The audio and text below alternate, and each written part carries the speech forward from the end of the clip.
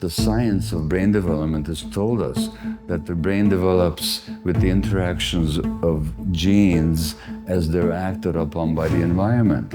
But this is happening when your brain is developing. So the brain is a social product. The problem is that the science that I'm talking about is not taught in the medical schools. So most doctors wouldn't know what I'm talking about, but it's just science. I am ADHD. Yeah. Is it real that it's not genetic? Well, nobody's ever found a single gene that causes ADD. It's not true. There's an article in the New York Times recently that showed that there's no such research.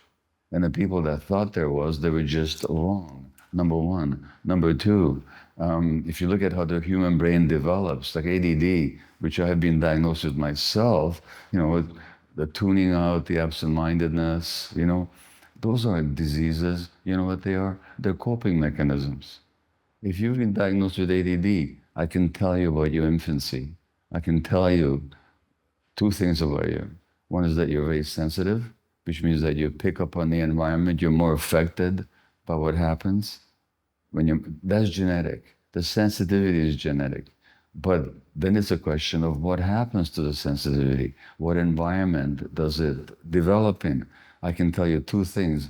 One is that you're genetically sensitive, and the other is that your mother was very stressed when you were a baby and when she was pregnant with you. You were talking about me now? I'm talking about you. Why? If you said that you have ADD, Yeah. Oh, that's why. Okay. yeah, that's why. Because what happens to the human brain is that it develops under the impact of the environment. The science of brain development has told us that the brain develops with the interactions of genes as they're acted upon by the environment. So if you're growing up in a stressed environment, then as you're a small baby or an infant or a small child, if there's stress around you, what will you do to protect yourself? Can you go away? Can you change the situation? No. Your brain tunes out to protect you from the stress. But this is happening when your brain is developing, and your brain is developing under the impact of the environment. So the brain is a social product.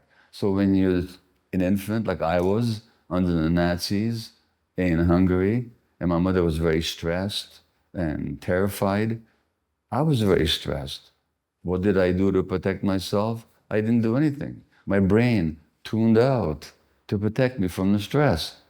And that's when my brain is developing. So the tuning gets wired into the brain. And that's what ADD is all about. Brain is a social product Yeah. that we have no idea how works. Because nobody knows how human brain works in any single details. That's not true. That's not true? No, we know a lot about the human brain. We know that there are circuits for emotions, there are circuits for intellect, there are circuits for self-regulation, there are circuits for attunement, there are circuits for insights, there are circuits for love, there are circuits for anger, there are circuits for curiosity, and all these circuits develop in interaction with the environment. And the midfrontal cortex, the part of the brain right here, is the one that regulates the body, that has insight, that regulates social interaction. And when the conditions are right, these circuits develop right. When the conditions are not right, they don't. We know a lot about the brain. And we also know that the brain can develop new circuits even later on in life. So that it's not a fixed, permanently determined organ. So as circumstances change, the brain can change. When I wrote my first book on ADD, I took medication.